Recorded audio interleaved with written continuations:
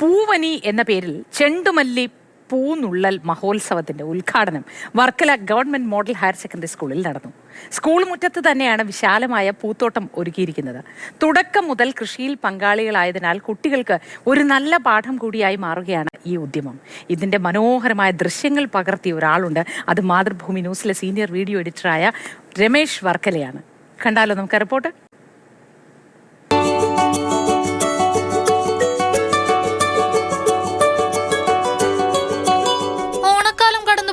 പൂക്കളുടെ വിശേഷങ്ങൾ അവസാനിക്കുന്നില്ല.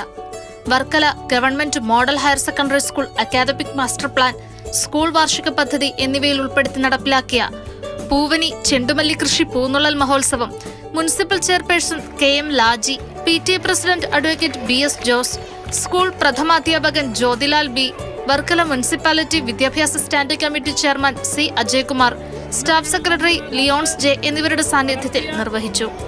അധ്യാപകരുടെയും വിദ്യാർത്ഥികളുടെയും മറ്റു ജീവനക്കാരുടെയും അധ്വാനവും കരുതലും പൂന്തോട്ട നിർമ്മാണത്തിൽ ഏറെ സഹായകരമായി.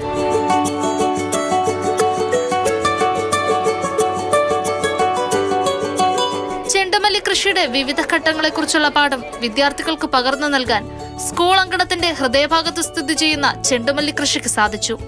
വിദ്യാഭ്യാസ വകുപ്പ് തൊഴിൽ ഉദ്ഗ്രഥിതം പാഠ്യപദ്ധതിയിൽ ഉൾപ്പെടുത്തിയിരിക്കുന്ന ചെണ്ടുമല്ലി കൃഷിയുടെ പഠന ലക്ഷ്യങ്ങൾ പൂർണ്ണതോതിൽ വിദ്യാർത്ഥികളിലേക്ക് എത്തിക്കുവാൻ പൂവനിക്ക് സാധിച്ചു.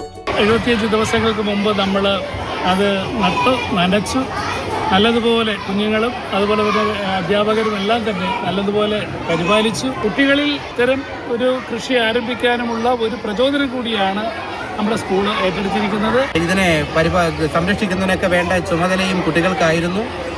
സ്കൂൾ ടൈം കഴിഞ്ഞിട്ട് ആയിരുന്നു അവരതിനെ നനയ്ക്കലും അതിൻ്റെ വളപ്രയോഗങ്ങളും ഒക്കെ നടത്തുന്നതും.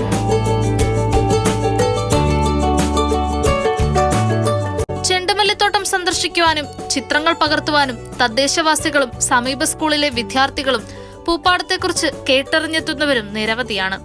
വിരിഞ്ഞു നിൽക്കുന്ന ചെണ്ടുമല്ലികൾ കണ്ണിന് കുളിർമയേകുന്ന കാഴ്ച തന്നെയാണ്. മാതൃഭൂമി ന്യൂസ്, തിരുവനന്തപുരം.